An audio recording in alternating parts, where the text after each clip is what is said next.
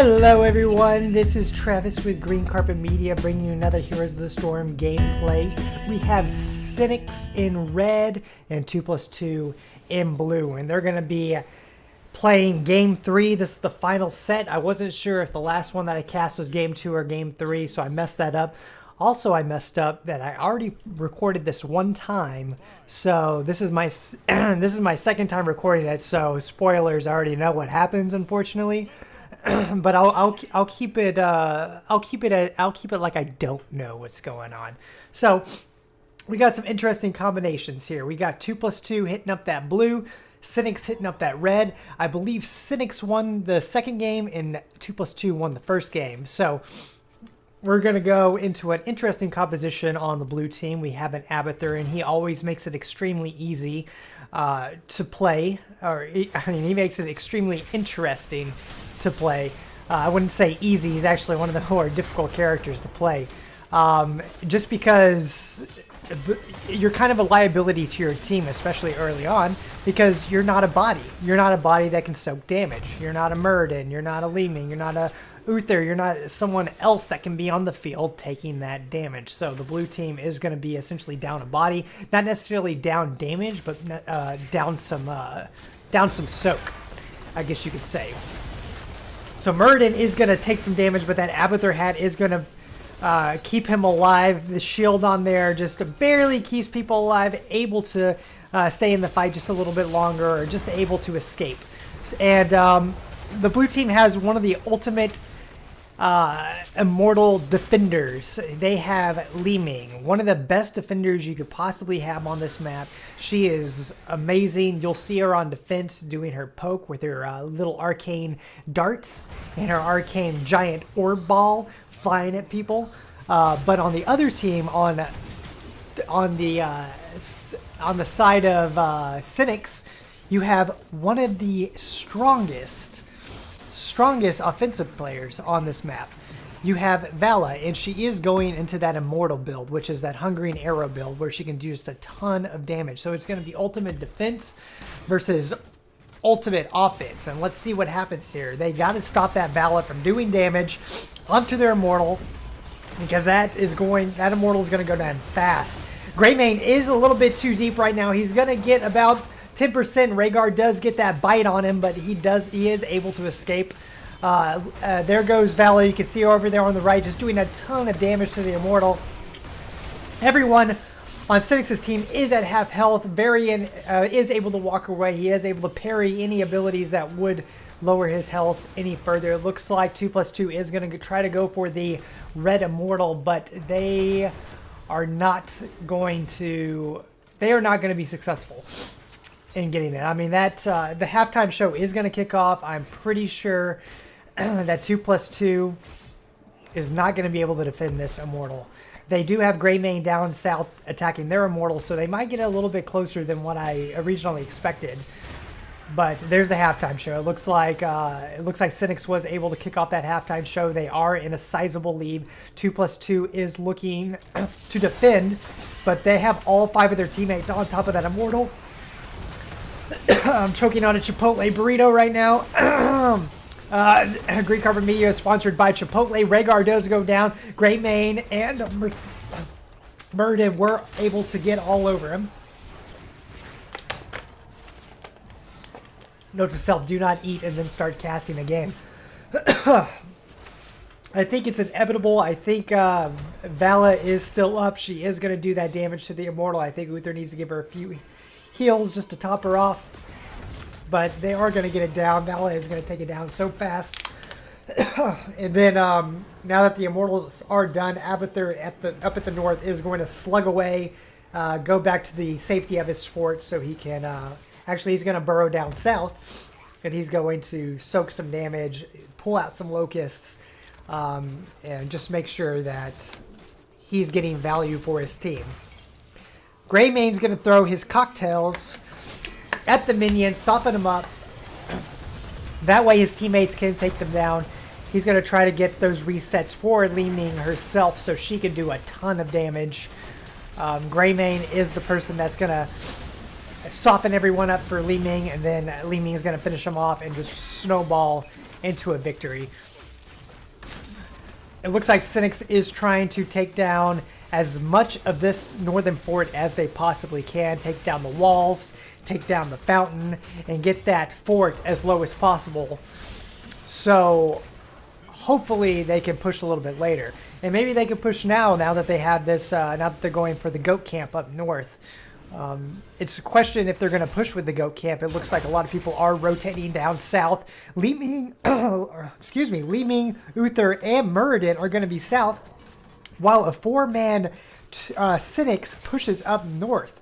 And I think that's bad because you have a Mathiel down south, and he's going to be defending quite well, especially since they have all their the red team has all their cannons up. And I mean, this fort is definitely going to go down. The Abathur hat is not going to save that fort. Greymane just has to push back and throw cocktails and do poke damage. It's just too much. 2+2 did not even get. They didn't even get a tower down south. So Sinix is in a great position, and they are currently commanding this game. We'll see what happens. This goat camp is still actually pushing in, and Greymane is currently the only one that's in defense. Abathur does put a hat on him and narrowly saves Greymane. He's thinking about staying over here and throwing cocktails at people because really that's all he can do, especially since everyone was down south. They have just Hearth to come back to defend their northern keep, which is extremely important. You definitely want to keep that up. You want to keep all your forts and all your keeps up, but keeps are extremely important, especially when you get those. If a keep goes down, as you guys know, do I have to tell you guys what's going to happen? I mean, honestly, what's going to happen is little catapults are going to come out, and they're going to catapult all your little minions down. They're going to catapult the remainder of anything that you guys have, and they do a ton of damage, so you definitely don't want those guys slinking around on the north or the south side of the map, because you will have to deal with those eventually. It looks like 2+2 is going to get on the Immortal fast, but you can see how fast that Mathiel and Vala take down the Immortal. Mathiel he's no slouch either. He does percentage damage, so he's doing a ton of damage to the Immortal as well. Sinix is going to rotate down south, take out that Shaman, so it doesn't push any further than it has to, and then they're going to come back up and finish off the Angel. It's possible that 2+2 can't get the Angel down. It's going to be a close race, but like I said, I mean, you have the ultimate offender. Offense. You got Mathiel and you got Vala just doing so much damage to the Immortal that even if you have a 4-man team pushing on, even if 2+2 is on that Immortal, they can't beat him. They're just way too fast, guys. That's the beauty in Hero League, guys. When it's the Immortal level, go Vala. Go Vala. I'm telling you right now. Go Hungering Arrow build, because you're going to get it every time. Uther goes down. He was way too far. He was way too far pushed in. He has been a little bit too far in the engagements. He's a really tanky healer, but I don't think he's as tanky as he thinks he is, especially when he doesn't have his team supporting him. This is going to be a super strong push by Sinix. They have a Immortal that's at about 35% health, pushing the keeps. They're going to get the whole gate down, but they are not going to get that extra cannon tower. But that cannon tower is probably surely going to go down soon enough. Sinix is going to rotate down, get that southern goat camp, while 2+2 is thinking about possibly going up north and maybe getting the northern goat camp. They would have to race Sinix. They do have to race Sinix because Sinix is on the hunt, and I'm pretty sure since that goat camp's up and no other camp is on the map, that's the most logical area to go. Muradin is scouting out to see where the red team is. They do see that the red team is coming. The blue team has to leave the goat camp behind. They do have 2 of the 3 goats down. It looks like Rhaegar does go down. He was pushed a little bit too deep. It looks like Li Ming is getting those resets. Greymane's about to topple down. The hat does not save him, but I think Mathiel's going to go down. That gets Li Ming some resets. She's going to try to use her abilities to get Vala down, but Vala is doing so much damage. So much damage. I don't know where Varian's going. I think he's personally in too deep. But, I mean, they did it. He stayed alive, but he was at 2%. I think he was a little bit too deep for comfort. Maybe they'll capitalize on this by getting that northern goat camp, which there's only one goat still up. It's going to be a pretty easy one to secure. I think Abathur is down there trying to take on that southern goat camp. But Abathur, he ain't so good. Here's the secret. He's not so good at taking on goat camps or siege camps by himself. He really needs someone else down there, unless he has ultimate evolution.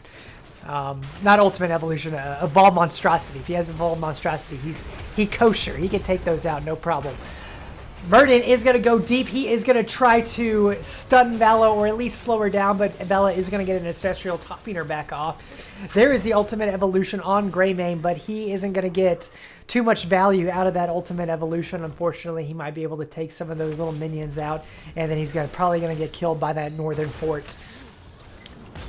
Looks like the red team is almost topped up. Vala is pushing in very, very deeply. Murden is probably going to go down right here. I don't know if he has door top. He is going to post that. He is going to pop that avatar, and that divine shield does save his life. Thank you, Uther. You sweet, sweet master of clutch. You master of clutch, Uther. So good. But I'm not gonna say Rhaegar ain't the master of clutch either. We have two clutch. We have two clutch supports here. We got that ancestral and we got the divine steel. I personally like that ancestral more because I mean it essentially makes you it makes one person a whole new person again. So you think you kill someone, boom, they're back on top, baby. Murden is going back in. He does not have that avatar, so he's got to be extremely careful. He's going to use that second wind to heal back up, or at least try to. Greymane does get another ultimate evolution, and they're going to try to take down this immortal as fast as possible. I think the red team is going to poke at 2+2. Is the blue team going to be able to take this down? It looks like Leeming is definitely trying, but I think the red team is topped off enough to push back in. The blue team has to be on defense. I remember Leeming is the ultimate defender, and you can see her down south. Well, we can't see her right now, but oh, Greymane is too deep. He is going way too deep for that kill. He wanted Vala so badly, but unfortunately he couldn't get it. He went way too deep here. It looks like Leeming is caught. She might go down as well. I mean, this is way too deep for that little Ling. Uther's definitely going to go down. She can't escape. Varian's going to keep that Leeming in place with his taunt. And the other people, Mathiel, Rhaegar, are going to finish him off. And I thought it looked pretty good for 2+2. I thought they were actually going to capitalize on that and get that kill. So the Immortal is heading up north. This is going to be a very, very pressing time for 2+2. They have to essentially save the keep. And I mean, at this point in the game, I mean, we're at a point where getting killed, extremely, extremely detrimental. Extremely detrimental. Greymane gets another ultimate evolution, but his ultimate evolution is at about 15% health. It's going to go down. Varian is getting low. He's at 50% health, but he is getting some Tassigar shields. Mathiel is getting attacked by the real Greymane, but he is going to go down. Oh, it looks like Murden might go down here. He has Avatar, plus he has that Abathur hat, who is giving him a shield, and he is able to walk away totally fine. But there goes that keep. Like I said, you really don't want to get killed here because those death timers are getting up there in the higher 30s. The next death timer we're going to get is going to be up there in the 40s or the 45 seconds. And that could be game, especially 2+2. If 2+2, if Sinix is able to get a team wipe on 2+2, they're able to go to that northern side where there is no keep, press in there, and then just go for the core. So every time, guys, if you can get a team wipe or at least 4 out of 5 or even 3 out of 5, depending on who you get. I mean, they could leave Leeming and Abathur still alive, and they could still be able to push that core no problem as long as they have the majority of their team available. So normally you want at least 4 out of the 5 depending on when the death timers are, but if they're really high and you still have your full team up, you could push so hardcore that you'll make the enemy's team's head spin. Let me just say that. All right, they're going for that southern keep. They're going to do as much damage, or at least they're trying to bait or pressure 2+2 into a team fight. So let's see what happens. We'll see. Greymane does get that ultimate evolution, so you see that Greymane clone going around the map, doing his damage. Li-Ming is shooting her little missiles, trying to find where Sinix is currently located. They are searching, but they cannot find it. It looks like this is what you guys should do in your games as well. As soon as the Immortals are about to spawn, go for your Shaman camps. It makes it extremely difficult for the other team to defend the Shaman camps, while at the same time also defending the Immortals. You essentially have to send someone that has really good wave clear to take out the Shaman, but that lowers your potential DPS that you have for actually engaging in a defense or engaging in an offense. It looks like here comes the Team 5. Arcane has been engaged. Li-Ming is trying to do as much damage as possible. But it looks like Sinix does not want that Shaman camp there, or possibly going to leave it for 2+2 to get. And they're going to do as much damage to that Immortal as possible, but it looks like 2+2 did capture the Shaman camp, but they also want to come in for the team fight for the team kill. Variant is getting very low, but he gets Ancestral Hill. That was a clutch Ancestral Hill. Like I said, guys, that's pretty amazing. Muradin is so low, but he has that third wind going, and he might go down here unless he can get a hill. He's in way too deep. It looks like Uther also goes down, and I think this is the team wipe that I was talking about, guys. Abathur went down somewhere in that team fight, and you can see up north by 2+2, the blue team's core, the Shaman camp is pushing in. So like I said, you either have to defend or you have to go back and take care of that Shaman camp, which 2+2 is having to do at the moment. And that's not because I saw the game previously, guys. That's just, you know it, you guys, you grandmasters, you masters, you diamonds, you platinums out there, even you gold people know. But you silvers and bronze, you better listen up to what I'm saying here, because I'm putting out the most logic that you will ever experience in your little bronze and silver life. You want to make gold, bruh? You want to make gold? Then listen to us. Listen to what I'm saying. I'm just kidding. I'm gold myself. I'm pretty pathetic. So, we'll get into why I'm gold later on. And it's my fault. I'm not a good player. But it looks like the red team is going to push in with an Immortal that has full shields. Now, an Immortal with full shields does ranged attacks. You notice, look at that Immortal right there doing ranged attacks. But let's take a look at the team fight, actually. We probably need to look at that more often. Variant is very, very high. He has a very, very high health pool. Muradin and Greymane are going to go down. They are those dive. That shield is not going to save that Uther. I know that because I've already seen the game. I can tell you that right now. I don't remember every kill, but I remember that Uther putting a divine shield on himself and going down. And look at that. There's that Abathur Li-Ming scenario I was talking about previously. Ain't nothing they can do. What's Li-Ming and Abathur going to do against a push like this? They're not going to do anything. It's over. It looks like Sinix is going to take this game.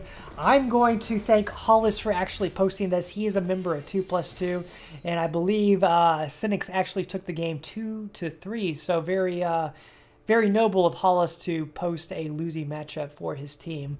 I think that's what happened, unless I'm not remembering it correctly. But guys, if you guys have replays that you would like to send me, please do. Hero League, quick match, I don't care. I'll cast any games, scrimmages. Please send them to greencarpetmail@gmail.com. That's greencarpetmail, M-A-I-L, @gmail.com. So thanks for joining me, guys. Please leave me a subscribe. Please leave me a like.